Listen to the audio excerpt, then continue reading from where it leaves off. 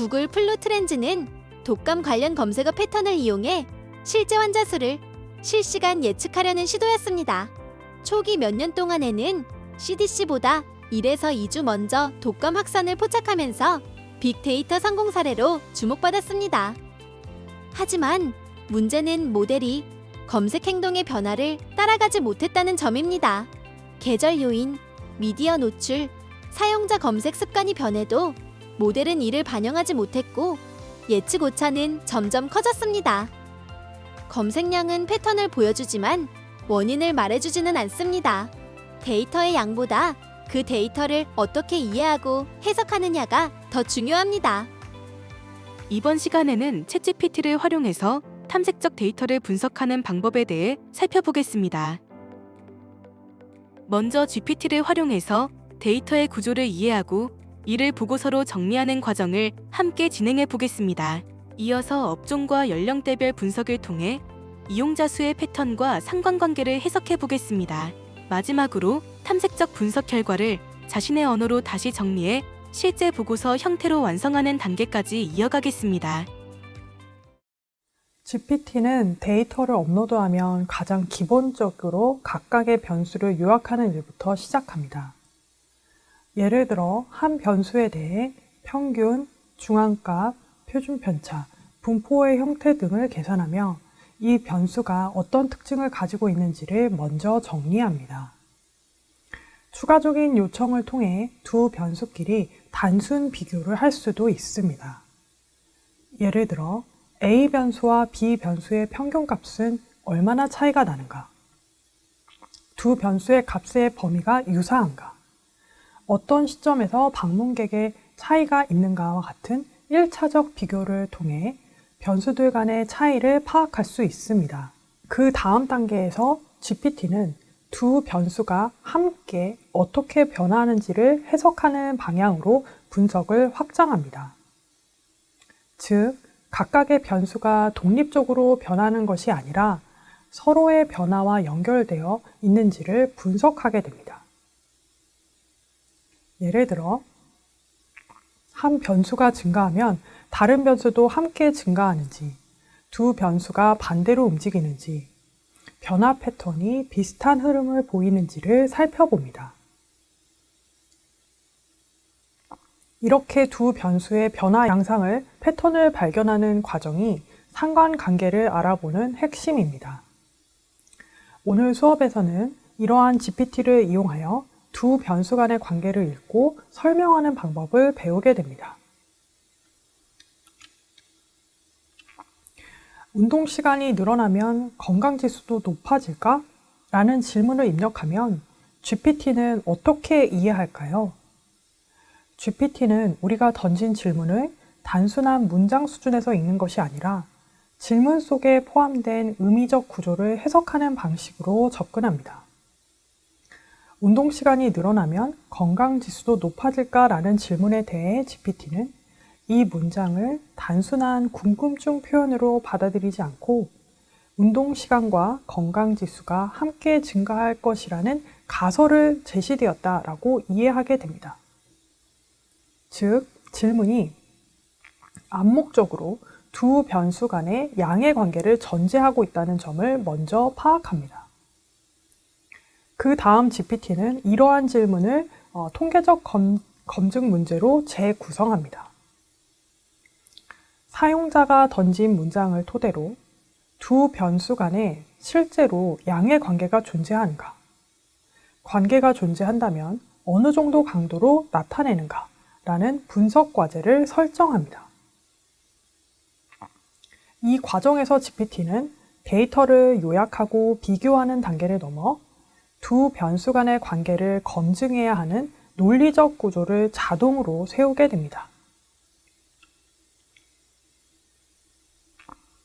GPT를 통해 두 변수 간의 관계를 분석해달라고 요청하면 GPT는 두 변수 간의 관계를 분석할 때 단순한 비교를 넘어 상관계수와 회귀계수 같은 통계적 도구를 활용하여 관계의 방향과 강도를 정량적으로 설명합니다. 예를 들어 두 변수가 함께 증가하거나 감소하는 흐름이 있는지를 파악하기 위해 먼저 상관계수를 계산합니다. 다음 단계에서는 회귀계수를 활용하여 관계의 구체적 크기와 변동폭을 해석합니다. 즉, 상관과 회귀 개념을 이해하고 있으면 GPT가 제시하는 분석 내용을 단순히 받아들이는 수준을 넘어 그 의미를 비판적으로 해석하고 필요한 경우 더 적절한 분석을 요청할 수 있습니다. 오늘 수업에서는 이러한 관계와 회귀의 기초 개념을 GPT의 예제 출력과 함께 살펴보며 두 변수 간의 관계를 체계적으로 읽고 설명하는 방법을 학습하겠습니다. 두 변수의 관계에 대한 예시를 보겠습니다. 화면에 보이는 표는 6명의 사람의 운동 시간과 건강 지수를 기록한 가상의 자료입니다. 표에 나와 있는 변수 X는 운동 시간, 변수 Y는 건강 지수입니다. 이 데이터를 보면 운동 시간이 늘어날수록 건강 지수도 함께 높아지는 경향이 있죠. 즉, 두 변수 사이에 어떤 함께 움직이는 패턴이 보입니다. 이런 관계를 탐색하는 것이 바로 상관관계 분석의 출발점입니다. 그럼 왜 이런 관계를 탐색할까요? 바로 변수 간에 선형적 관계가 존재하는지 확인하기 위해서입니다. 예를 들어 운동 시간이 늘어나면 건강지수도 일정하게 증가하는지 혹은 일정 수준 이상에서는 변화가 멈추는지를 살펴볼 수 있습니다. 또한 이런 관계를 파악함으로써 변수 간의 예측 가능성을 확인할 수 있습니다. 운동 시간을 알면 건강지수를 어느 정도 예측할 수 있는가? 이게 바로 우리가 다음 단계에서 배우게 될 회귀 분석의 핵심 아이디어입니다. 이제 이 관계를 수치로 표현하고 실제로 얼마나 강하게 연결되어 있는지 공분산과 상관관계를 통해 확인해 보겠습니다. 공분산은 두 변수가 함께 얼마나 변하는가, 즉 공동 변동의 정도를 나타내는 값입니다. 조금 전에 봤던 산점도를 떠올려 보시면 운동 시간이 늘어날수록 건강지수도 같이 증가했습니다. 이런 같이 움직이는 경향을 수식으로 표현하는 것이 바로 공분산입니다. 오른쪽에 있는 식을 보시면 각 데이터의 X값과 Y값이 평균에서 얼마나 떨어져 있는지를 계산해서 그 편차를 서로 곱하고 평균을 낸 형태로 공분산을 계산하고 있습니다. 즉, X의 편차와 Y의 편차가 같은 방향으로 움직이면 두 편차의 곱이 양수가 되어 공분산 값이 양수가 되게 되고 반대로 반대 방향으로 움직이게 되면 음수가 됩니다. 그래서 공분산이 양수이면 X가 증가할 때 Y도 증가하는 경향이 음수이면 X가 증가할 때 Y가 감소하는 경향, 그리고 공분산이 0에 가까우면 뚜렷한 선형관계가 없다라는 것을 의미하게 됩니다. 이 그림을 보시게 되면 이 점선으로 나와 있는 것이 X의 평균이고 그 다음에 이쪽에 있는 점선으로 나와 있는 것이 Y의 평균입니다. 지금 여기 나와 있는 데이터에 대해서 이 데이터 값과 평균의 편차를 보게 되면요. 관찰값과 X의 평균 사이의 값을 뺐을 때 관찰값이 평균보다 더 오른쪽에 있으므로 편차는 플러스로 계산이 될 겁니다.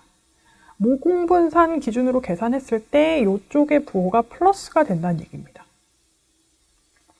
관찰값과 Y의 평균과의 차이를 보게 되면 관찰값이 Y의 평균보다 더 위에 있기 때문에 Y의 값과 Y의 평균과의 차이도 플러스로 계산이 될 겁니다.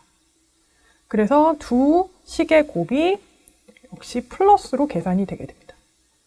그래서 대부분 x의 평균과 y의 평균보다 커져 있는 영역에 있는 값들은 편차의 곱의 부호가 플러스로 계산이 되게 됩니다. 이쪽에 모여있는 값들을 보게 되면요. 이 값을 기준으로 했을 때 이 값의 x좌표의 값은, 관찰값은 x의 평균보다 작은 값이기 때문에 관찰값 빼기 x의 평균의 부호는 마이너스로 계산이 될 겁니다. y값 기준으로 봤을 때도 이 관찰값이 y의 평균보다 밑에 위치하고 있기 때문에 xi 마이너스 x바도 역시 마이너스로 계산이 되게 될 겁니다. 그러면 두 개를 곱했을 때도 플러스로 나오게 되겠죠. 그래서 이렇게 관찰된 값들의 평균을 낸 값들도 양의 값으로 계산이 되게 됩니다. 이 그림을 보시면 대부분의 값들이 이쪽과 이쪽에 모여 있는 걸 알 수 있는데요. 여기 있는 이 값을 기준으로 했을 때 이 값은 x의 평균보다는 더 작은 값을 가지고 있기 때문에 xi-x바의 부호는 마이너스로 계산이 될 겁니다. 하지만 y값은 y의 평균보다 더 위에 위치하고 있기 때문에 xi-x바의 부호는 플러스로 계산이 되게 될 겁니다. 그래서 곱해서 부호는 마이너스로 결정이 되겠죠. 이 사분면에 있는 값들이 다 대부분 x의 평균보다는 작고 y의 평균보다는 큰 값을 가지고 있는 관찰 값들이기 때문에 편차의 곱의 부호가 음수로 결정이 되게 될 겁니다. 여기에 모여있는 값들을 비교했을 때도요. 이 값을 기준으로 봤을 때 이 좌표의 x값은 평균보다 커서 x-x바의 부호는 플러스로 계산이 되겠지만 y좌표의 값은 y의 평균보다 작아서 부호가 마이너스로 결정이 되게 되고 두 개를 곱한 값이 또 음으로 결정이 되게 될 겁니다. 그래서 이 4분 여기에 있는 값들과 여기에 있는 값들이 전부 다 편차의 곱이 마이너스로 계산이 되면서 이 값들을 더해서 평균을 낸 공분산의 값도 음의 값으로 계산이 되게 될 겁니다. 이 그림을 보시면요. 이 아까 그림과는 다르게 어떤 x의 평균보다 크고 y 평균보다 큰 어떤 특정한 영역의 값들이 몰려 있는 것이 아니라 대부분의 값들이 조금 여러 사분면에 퍼져 있는 것을 볼 수 있는데요. 이쪽 사분면에 있는 요 1번 사분면에 있는 요 값들은 대부분 x의 편차와 y의 편차의 곱의 부호가 플러스로 결정이 되고 여기 2번으로 제가 표시하고 있는 여기도 플러스로 결정이 되게 됩니다. 여기는 대부분 마이너스 곱하기 마이너스로 해서 플러스로 결정이 되게 되는 사분면이고요. 지금 3번과 4번 같은 경우는 편차의 곱의 부호가 다 마이너스로 결정이 되는 곳들입니다. 그래서 여기에 있는 모든 관찰값들의 x의 편차와 y의 편차의 곱의 평균은 0에 가깝게 계산이 되게 됩니다. 이렇게 공분사는 두 개의 변수가 함께 변하는 정도, 방향성을 나타낸다는 중요한 정보를 포함하고 있는데요. 다만 공분사는 한 가지 중요한 제한점이 있습니다. 바로 값이 단위 의존적이라는 점인데요. 변수의 단위에 따라 값이 크게 달라지게 됩니다. 예를 들어 같은 표본에 대해서 키를 센티미터로 하느냐, 미터로 측정하느냐에 따라 공분산의 값의 크기는 완전히 달라질 수 있습니다. 그래서 공분산 자체보다는 단위의 영향을 제거해서 상대적 크기로 바꾼 상관계수가 실제 분석에서 더 자주 사용되게 됩니다. 지금 화면을 보시면 같은 데이터인데 키를 한 번은 센티미터로, 다른 한 번은 미터로 표현했습니다. 공분산을 계산해 보면 키를 센티미터로 했을 때는 약 76.9, 미터로 했을 때는 약 0.77 정도로 나타납니다. 즉, 단위를 바꾸는 순간 값의 크기가 완전히 달라져 버립니다. 센티미터를 미터로 바꾸면 키의 값이 100분의 1로 줄어들고 공분산도 그 비율에 맞게 100분의 1 수준으로 작아집니다. 하지만 여기서 주목해야 할 점은 관계의 방향과 패턴은 동일하다는 것입니다.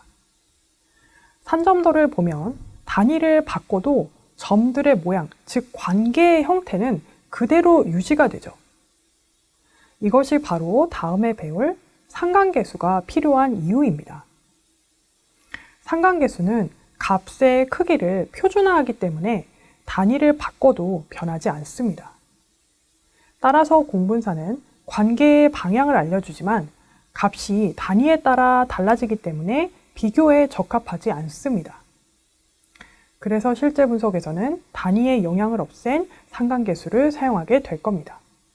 상관계수는 공분산을 두 변수의 표준편차로 나눈 값으로 공분산의 단위와 표준편차의 단위를 생각해 보면 왜 상관계수의 단위가 없는지를 알 수 있습니다.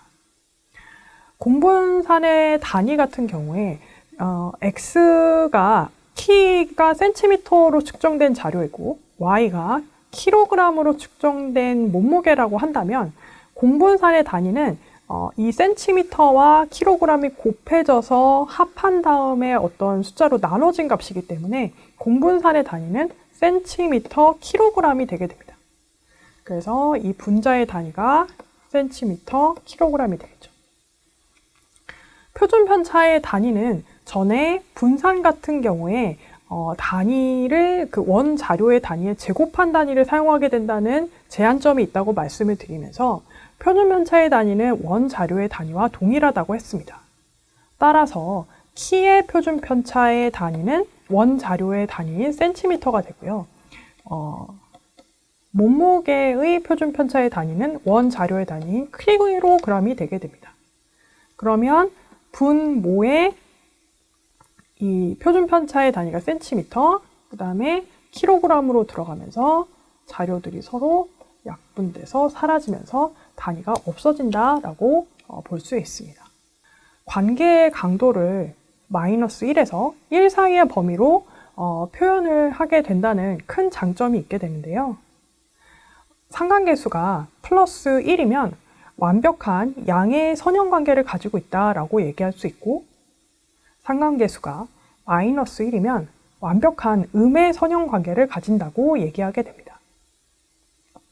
상관계수가 0이면 뚜렷한 선형관계가 없음을 의미합니다. 여기서 중요한 점은 R이 0이라고 해서 두 변수 사이의 관계가 전혀 없다는 뜻은 아닙니다. 상관계수는 선형적 관계만 측정하기 때문에 곡선형이나 비선형 관계를 잡아내지는 못합니다.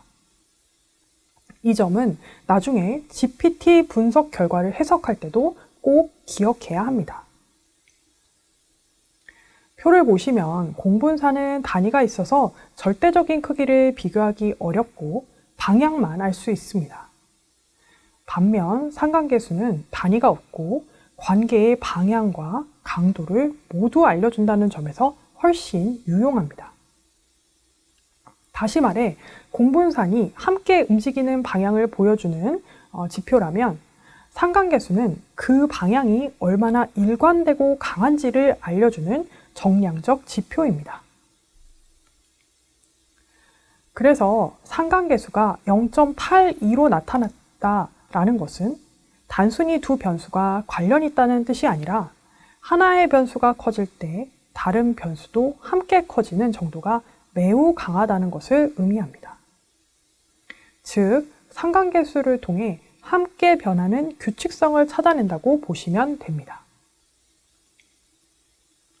이번에는 같은 표본에 대해서 단위를 다르게 하여 측정한 데이터에 대하여 상관계수를 계산해 보겠습니다. 키를 센티미터 단위로 바꿨을 때 공분산은 76.94, 미터 단위로 바꾸면 공분산이 0.77로 줄어듭니다. 단위를 바꾸면 공분산의 크기가 완전히 달라진다는 것을 이전에도 확인했습니다. 그런데 아래 표를 보면 각 변수의 표준편차 값이 나와 있습니다. 키 표준편차 센티미터로 측정했을 때 8.34cm, 키 미터의 표준편차가 0.0834m, 몸무게의 표준편차가 약 9.78kg입니다. 즉, 단위가 바뀌면 표준 편차도 그에 비례해서 작아집니다. 이제 공분산을 표준 편차로 나누면 각 단위의 차이가 모두 상쇄되어 상관계수 값이 계산됩니다. 식을 보면 단위가 달라져도 상관계수의 값은 항상 동일하게 0.94로 계산되어지는 것을 확인할 수 있습니다. 그래서 상관계수는 서로 다른 변수 간의 관계를 비교할 때 표준화된 지표로 사용됩니다. 따라서 공분산이 두 변수의 함께 변하는 방향을 나타낸다면 상관계수는 그 관계가 어떤 방향으로 얼마나 강한지, 약한지를 -1과 1 사이의 숫자로 보여주는 값입니다. 화면에 보이는 산점도는 상관계수의 값에 따라 점들이 어떻게 분포하는지를 보여주는 예시입니다. 왼쪽에서부터 오른쪽으로 순서대로 상관계수가 1, 0.5, 0, -0.5, -1인 경우를 나타냅니다. 먼저 맨 왼쪽 상관계수가 +1인 경우를 보시면 모든 점이 거의 완벽한 직선 위에 놓여 있습니다. x가 커질수록 y도 일정한 비율로 커지죠. 이게 바로 완벽한 양의 선형 관계입니다. 다음은 상관계수가 0.5인 경우입니다. 점들이 여전히 오른쪽 위 방향으로 퍼져 있지만 직선 위에는 딱 맞지 않습니다. 즉, 같이 증가하는 경향은 있지만 관계가 완벽하게 일관적이지 않은 중간 수준의 상관입니다. 가운데 상관계수가 0으로 나오는 경우는 선형 관계가 거의 없는 경우입니다. 점들이 아무 방향 없이 퍼져 있어서 x가 변해도 y가 함께 변하는지 뚜렷한 패턴이 없습니다. 다만 앞에서 언급했듯 상관계수가 0이라고 해서 아무 관계가 없다는 뜻은 아니고 곡선 형태나 다른 비선형 관계일 수 있기 때문에 추가적인 확인이 필요합니다. 다음은 상관계수가 -0.5인 경우입니다. x가 커질수록 y가 감소하는 방향으로 점들이 퍼져 있죠. 이건 중간 정도의 음의 상관관계를 나타냅니다. 마지막으로 상관계수가 -1인 경우로 완벽한 음의 선형 관계입니다. x가 증가할 때 y는 일정한 비율로 감소하고 모든 점들이 완전히 일직선 위에 놓여 있습니다. 상관계수는 단순한 숫자가 아니라 점들이 얼마나 일직선 형태로 정렬이 되어 있는가를 나타내는 지표입니다. 즉, 상관계수의 절대값이 1에 가까울수록 관계가 강하고 일관된 선형 패턴을 가지게 됩니다. 지금 보시는 그래프는 상관계수의 해석에서 자주 오는 함정을 보여줍니다.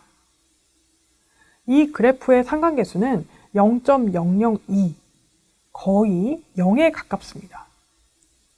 그런데 점들의 분포를 보면 x가 증가함에 따라 y도 일정한 패턴으로 움직이고 있습니다. 즉, 관계가 전혀 없는 것이 아니라 곡선형, 비선형 관계가 존재한다는 것을 알 수 있습니다.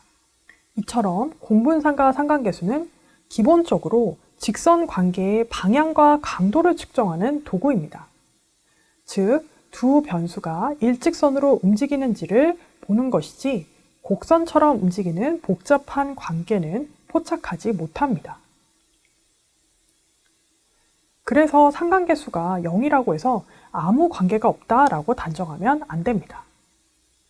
정확히 말하면 선형적 관계가 약하다는 뜻일 뿐이지 GPT가 분석한 결과에서 상관계수를 제시하더라도 그 숫자만 보고 판단하기보다는 산점도의 형태를 시각화 결과와 함께 확인하셔야 합니다. 그래프를 통해서만 관계가 직선형인지 비선형인지 구분할 수 있기 때문입니다. 정리하자면 상관계수는 선형 관계의 강도를 파악하는 데 매우 유용하지만 데이터의 형태나 패턴을 완전히 대변하지 않습니다. 그래서 GPT의 결과를 해석할 때는 항상 수치와 함께 시각적 패턴을 함께 읽는 습관이 필요합니다. 상관이 두 변수에 함께 움직임을 보여줬다면 회귀는 그 관계를 직선의 형태로 수식화합니다. 화면에 보시는 그래프에는 같은 데이터에 대해서 3개의 직선이 그려져 있습니다. 검은 점들은 실제로 측정된 값, 즉 운동시간과 건강지수의 관계를 나타냅니다. 빨간색, 파란색, 초록색 선은 각각 서로 다른 기울기의 회귀선 후보입니다. 세 선 모두 데이터를 어느 정도는 설명하지만 자세히 보면 파란색 선이 점들의 중앙을 가장 안정적으로 통과합니다. 이게 바로 가장 적합한 회귀선, 즉 데이터를 가장 잘 대표하는 직선입니다. 이 직선을 회귀선이라고 부릅니다.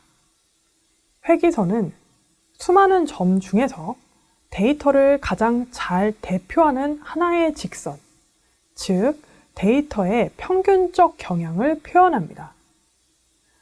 방정식은 y는 a 플러스 bx의 형태로 x가 한 단위 변화할 때 y가 평균적으로 얼마만큼 변화하는지를 기울기 b가 알려줍니다. 이때 기울기에 대한 해석의 의미는 직선의 방정식에서 기울기에 대한 값을 계산할 때 x의 증가량 분의 y의 증가량으로 계산한다는 것을 기억해 놓으시면 됩니다. 예를 들어 파란색 그래프의 기울기가 5라면 운동시간이 1시간 늘어나면 건강지수는 약 5점 증가합니다 라고 해석할 수 있습니다. 이번에는 회귀선이 어떻게 결정되는지를 살펴보겠습니다. 여기 3개의 그래프에는 모두 같은 데이터가 표시되어 있습니다. 차이는 각 그래프에 그어진 직선의 위치가 다르다는 점입니다. 맨 왼쪽 그래프는 점들이 직선에서 비교적 멀리 떨어져 있습니다. 이때 점과 직선 사이의 거리, 즉 잔차가 큽니다. 맨 왼쪽 그래프의 잔차의 제곱합은 약 394.4로 오차가 꽤 큰 편입니다. 여기서 잔차는 관찰값과 회귀선이 예측한 값의 차이를 의미합니다. 잔차는 분산을 계산할 때 편차와 매우 유사한 개념입니다. 분산을 구할 때 편차를 그대로 더하지 않고 제곱하여 합한 것처럼 회귀에서도 잔차의 부호에 좌우되지 않도록 잔차를 제곱하여 합을 구합니다. 이렇게 잔차 제곱합을 계산하면 관찰값이 회귀선으로부터 얼마나 멀리 떨어져 있는지를 전체적으로 평가할 수 있습니다. 가운데 그래프를 보겠습니다. 이 직선은 점들의 정중앙을 잘 통과하고 있습니다. 대부분의 점들이 직선 주변을 고르게 분포하고 있고요. 잔차의 제곱합이 72.4로 가장 작게 계산됩니다. 즉, 이 선이 데이터의 평균적인 경향을 가장 잘 나타내는 회귀선이라고 할 수 있습니다. 마지막으로 오른쪽 그래프는 기울기가 너무 커져서 점들이 직선 아래쪽으로 멀리 떨어져 있습니다. 잔차의 제곱합이 무려 1399.4로 세 그래프 중 오차가 가장 큽니다. 이처럼 최소 제곱법에서는 모든 점에서 회귀선까지의 거리를 제곱하여 합산합니다. 그리고 그 합이 가장 작은 직선을 최적의 회귀선으로 선택합니다.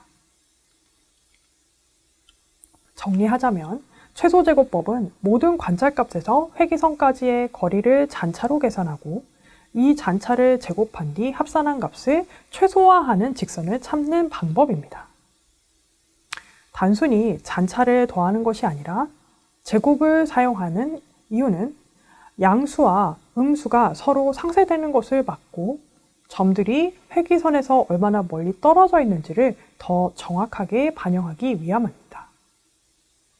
즉, 잔차 제곱합이 작을수록 데이터의 패턴을 더 잘 따라가는 직선이라는 뜻이며, 최소 제곱법은 가능한 모든 직선들 중에서 잔차 제곱이 가장 작은 하나를 최적의 회기선으로 선택합니다. 이제 상관 분석, 회기 분석에 대한 극단값의 영향을 살펴보겠습니다.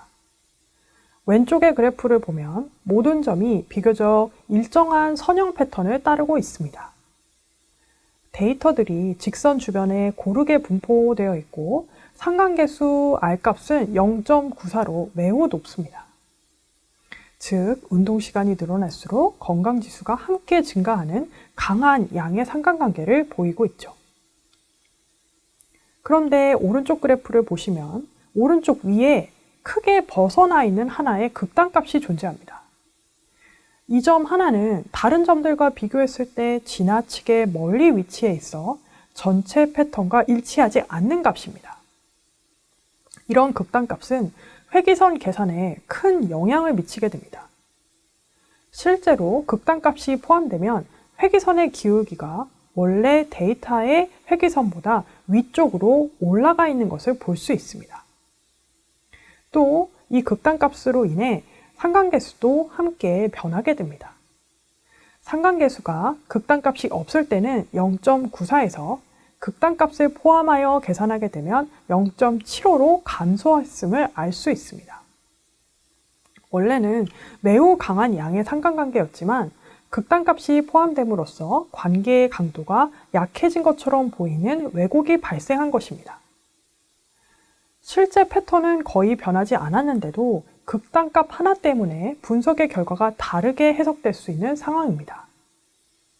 따라서 상관이나 회기를 해석할 때는 극단값이 존재하는지를 반드시 확인하고 극단값이 어떤 맥락에서 발생했는지를 함께 고려해야 합니다.